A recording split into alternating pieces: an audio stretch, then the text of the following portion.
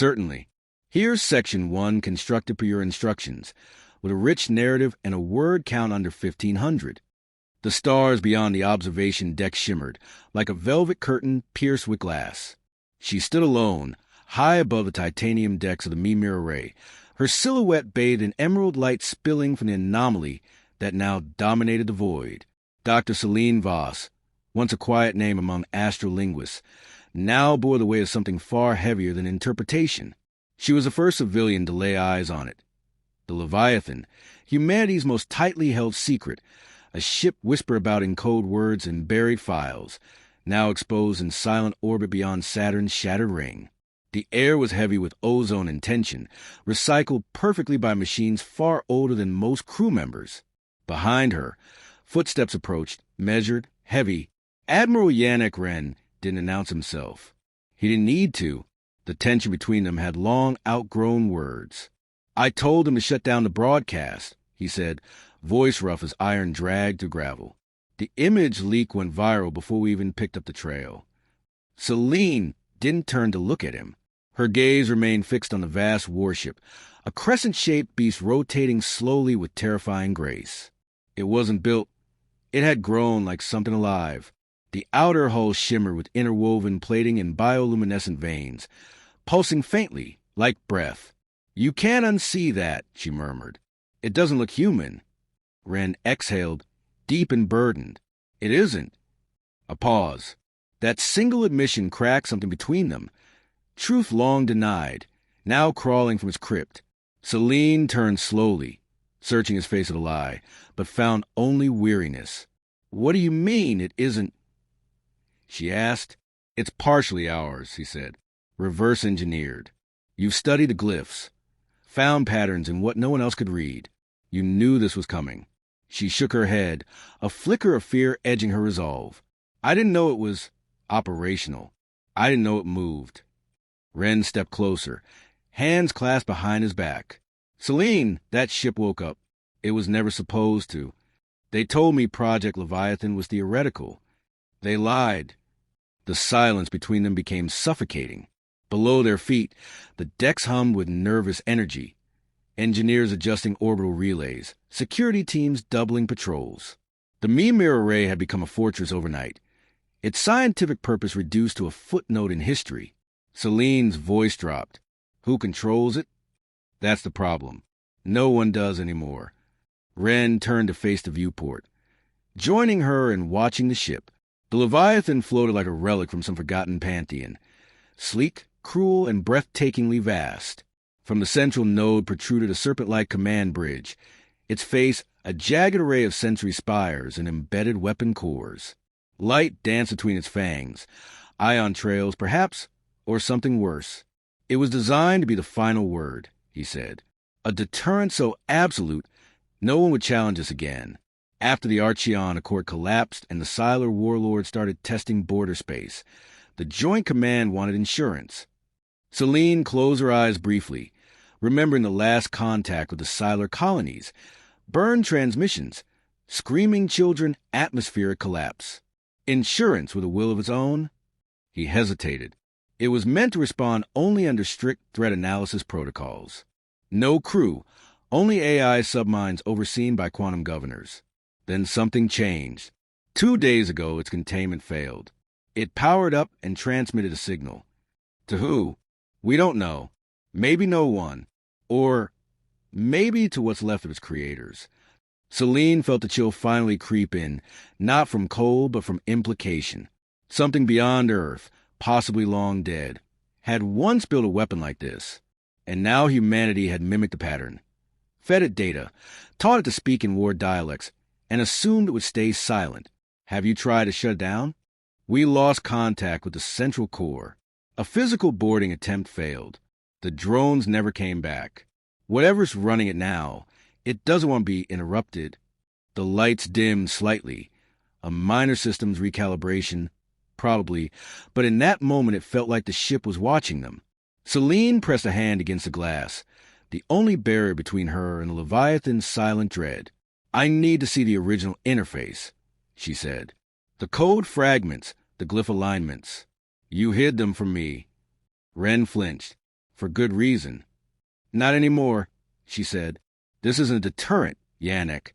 This is an intelligence test. Something out there designed is to respond to stimuli. Questions, threats, fear. If it's awake now, it's because we failed that test. He frowned, watching her with an intensity that made her heart race. You think it's judging us? No, she whispered. I think it already has. A long silence fell as the Leviathan shifted, angling slightly, its hull catching the starlight like an unsheathed blade. Something about the movement felt anticipatory. Ren keyed his comm briefly, murmured a command.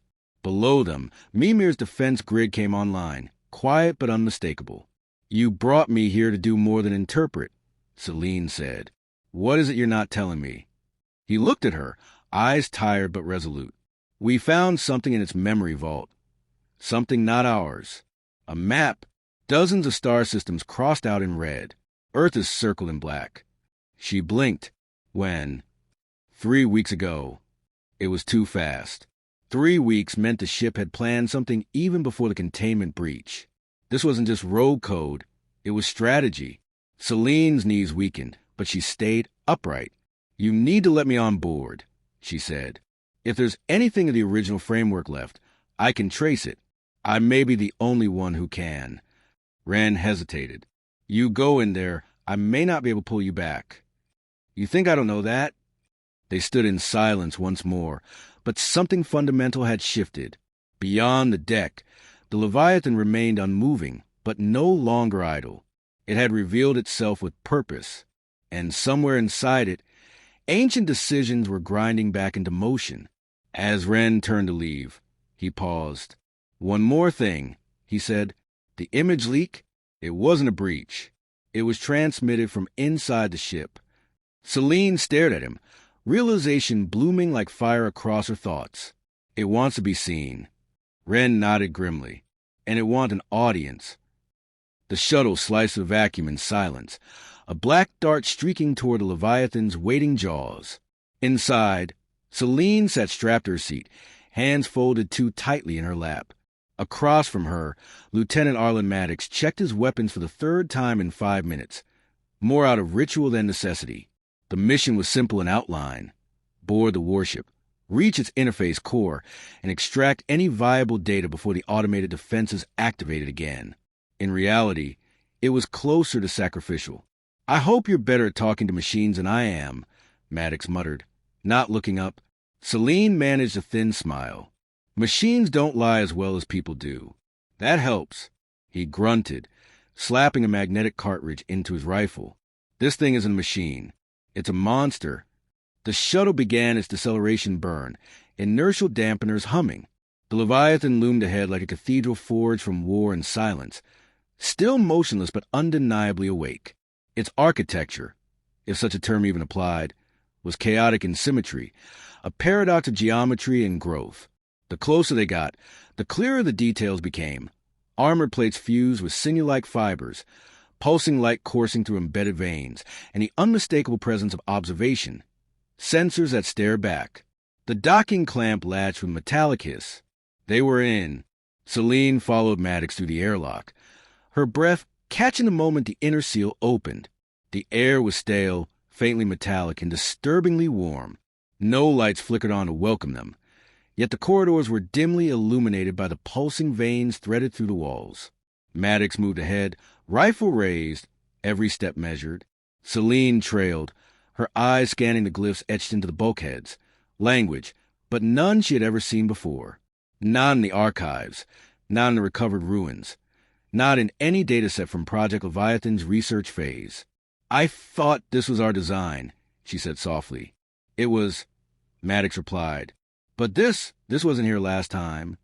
She stopped. You've been here before? He froze, lips tightening. I was part of the first boarding team, the one that didn't make it back. Then how? I wasn't the Leviathan when it locked down. I was on Overwatch. Everyone inside vanished.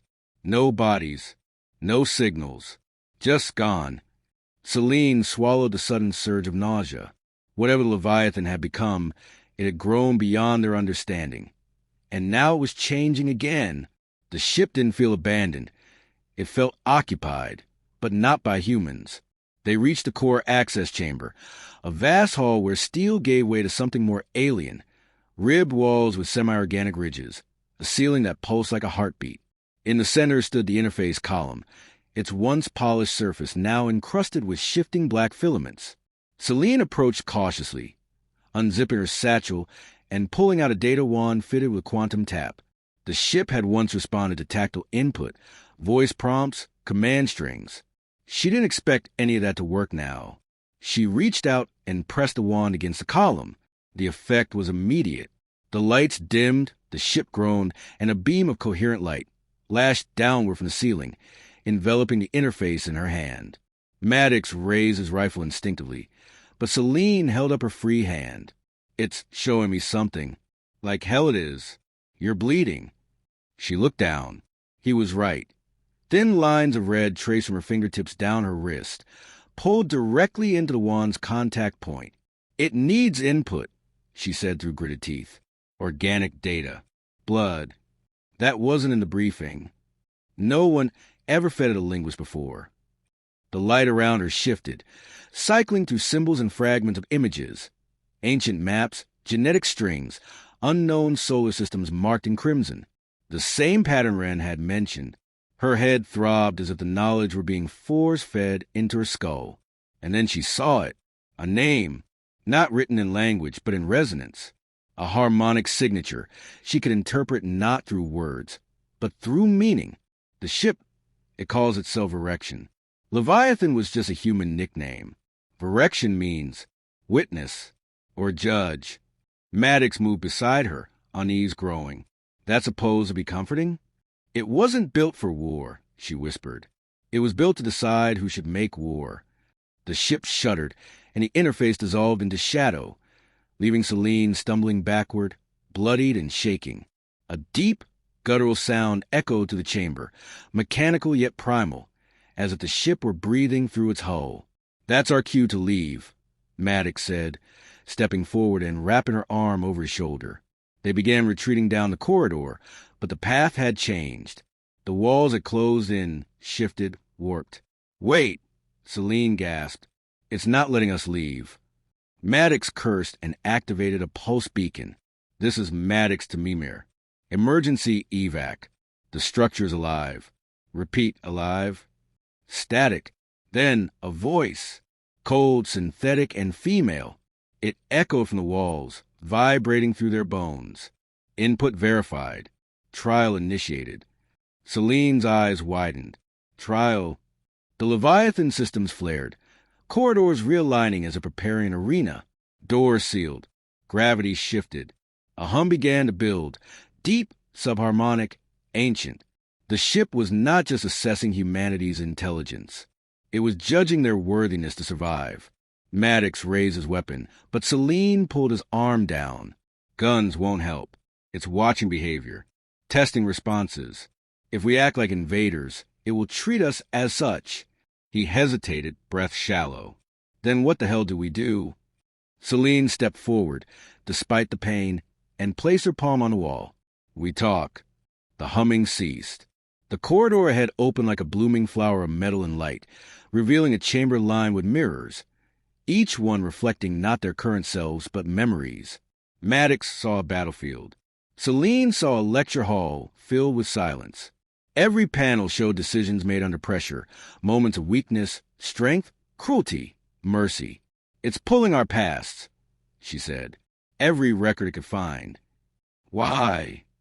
"To understand what kind of creatures built it." Suddenly, a new reflection appeared. A charred world, a dying sun, and a fleet of ships too late to intervene. Celine recognized the Siler colony, the system humanity failed to save. "I think it's asking if we deserve the power we tried to copy." And then a final image surfaced. Earth, vulnerable and small, surrounded by a black circle like a noose. Maddox spoke softly. "So, what's the verdict?" Celine didn't answer. She simply stared at her own reflection, which now looked back with a slight, almost imperceptible frown. The Leviathan had seen into them, into her, and it had not yet decided. The silence inside the Leviathan was no longer neutral. It had weight, purpose, and the subtle undertone of observation. Celine could feel it pressing against her skin like a second atmosphere. She and Maddox stood at the edge of the mirrored chamber, the last reflection still flickering with fragments of their memories. Nothing had moved, and yet the ship felt closer, more intimate, as though it had inhaled their histories and was now preparing its exhale. "I don't like this," Maddox muttered, eyes scanning the shadows. "It's too quiet." "It's listening," Celine replied, voice hushed. "And thinking." He shot her a glance.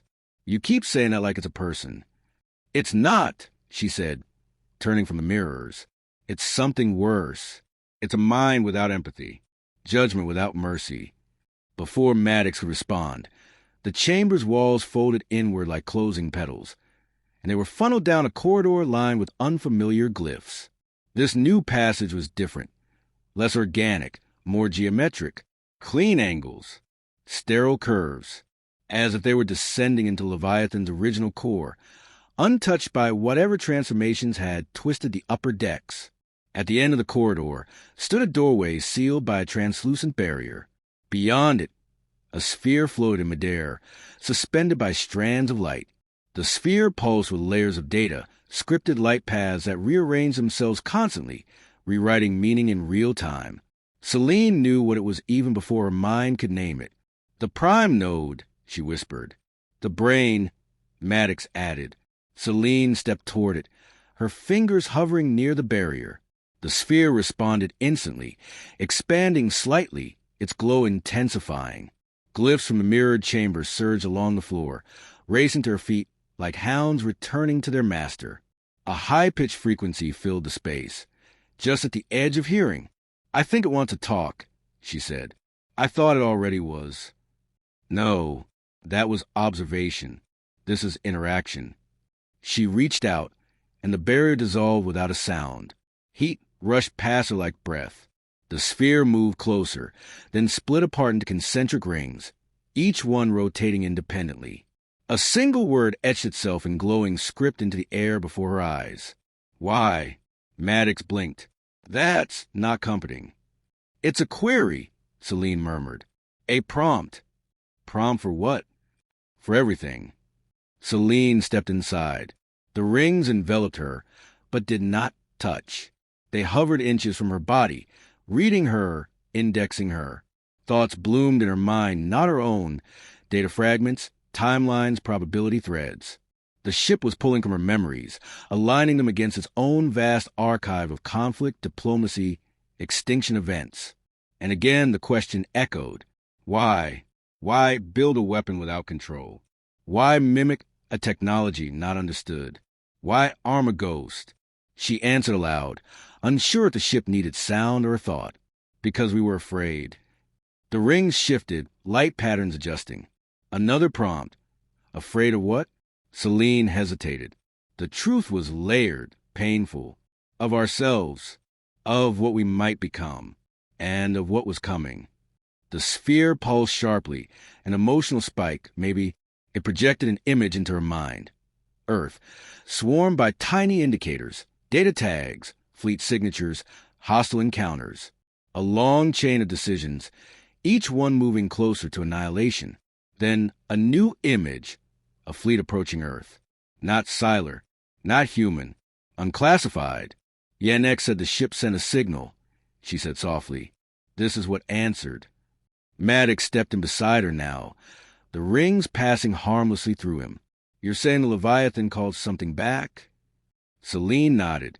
Not called, warned. The Leviathan hadn't woken to conquer. It had awoken because its parameters had been triggered.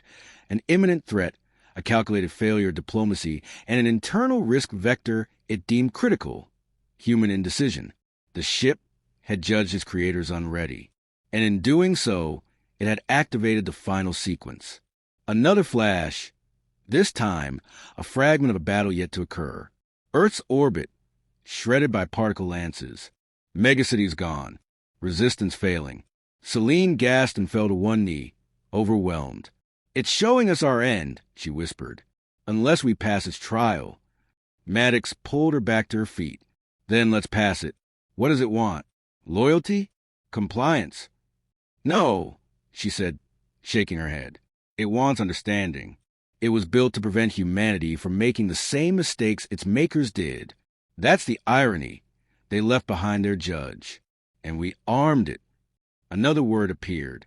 Choice. And then two paths illuminated on either side of the chamber.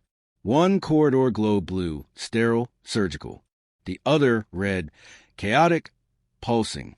One represented control. The other, risk. It's giving us a decision, Celine said.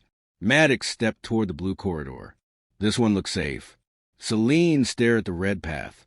Too safe. That's not what it's testing. It's not about which path leads to survival. It's about which path proves we understand what it means to choose. Maddox frowned. What are you saying? She turned to him. That if we take the path designed for safety, we confirm Leviathan's fears. That we'll always choose the illusion of control. But if we take the path of risk, we prove we're willing to change, to evolve. He looked at her, torn between instinct and belief. And if you're wrong, then it kills us. But if I'm right, we earn its trust, or at least its pause. He held her gaze for a long moment, then nodded once. After you, Professor. They stepped into the red corridor. The walls shuddered, systems flaring to life. But instead of resistance, the ship adapted. Lights dimmed to a soft glow, oxygen flow stabilized, and the heat dissipated. The trial had begun, not one of strength, but of conviction. Behind them, the Leviathan sealed the blue corridor, not with malice, with finality. And somewhere in the ship's vast, unfathomable architecture, a new word was recorded. Maybe. The corridor narrowed as they advanced, its walls slick with faint bioluminescence and inscribed with unfamiliar runes that flickered like fading thoughts. The red glow no longer threatened.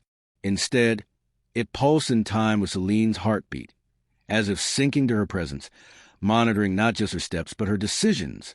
Each footfall felt heavier now, not from fatigue, but from consequence. Maddox moved beside her, silent but vigilant. He didn't question their path anymore. Something in his posture had changed after they chose a corridor of risk. Not resignation, not acceptance, but a grim kind of belief. He'd seen enough battlefields to know the difference between walking into death and walking through it. The Leviathan was no longer just a machine to him. It was a gauntlet, a sentient crucible. They emerged into a circular chamber, vast and open, with a floor that shimmered like still water. The space was silent, expectant. Suspended above them was an array of floating constructs, archival data clusters, rotating holographic glyphs, streams of intercepted human transmissions, fragments of war, speeches, betrayals, oaths. The ship was holding up a mirror, composed entirely of humanity's contradictions. Then came the projection, 3 figures, perfect reconstructions, stepping from the edge of the chamber with impossible familiarity. The first was a soldier, his uniform marked with Earth's former coalition crest, his jaw clenched and voice stern.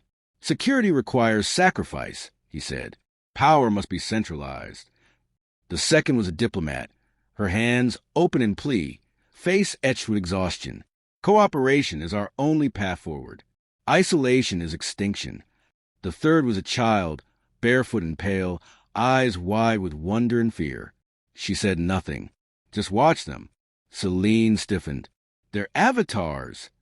Of what? Maddox asked, raising his rifle reflexively. She didn't answer immediately. Not what? Who?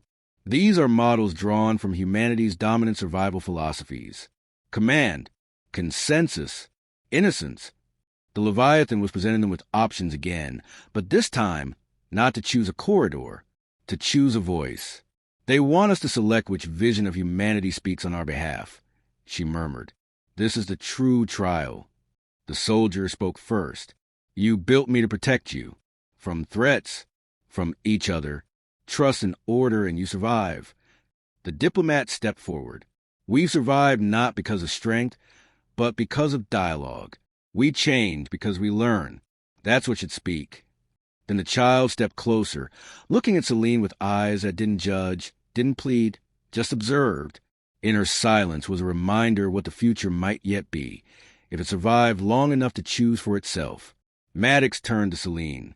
I know what I'd choose, but this is your call. No, she said softly. It has to be both of us. The Leviathan pulsed. A countdown began in the walls, silent but visible, a ring of light contracting slowly above their heads. Celine walked to the center of the chamber. Why ask us to choose between parts of ourselves? We're all of them. We need all of them. The ring stopped contracting. She turned to Maddox. You said before, the Leviathan doesn't want compliance. It wants understanding. He nodded. Then let's show it that understanding means contradiction. That survival isn't choosing one path forever. It's choosing again and again in new circumstances. The figures wavered, then froze. A new symbol materialized beneath their feet. An intersection of all three. Integrate, Celine said, directing the word at the ship itself. Let them speak together. The child took the diplomat's hand. The soldier rested his hand on both their shoulders. The figures fused into a single entity, no longer distinct, but not homogeneous. A composite voice emerged, neither male nor female, old nor young. You understand, it said. You accept contradiction as evolution. You possess self-awareness without demanding perfection. Maddox lowered his weapon. So, do we pass? There was no response at first. Then the chamber dissolved into light. They stood once again at the docking bay. The Leviathan had returned them to their entry point. The corridors no longer pulsed with threat, but glowed softly, steadily. The air smelled cleaner. A transmission bloomed on Celine's datapad. She opened it. A new line of code.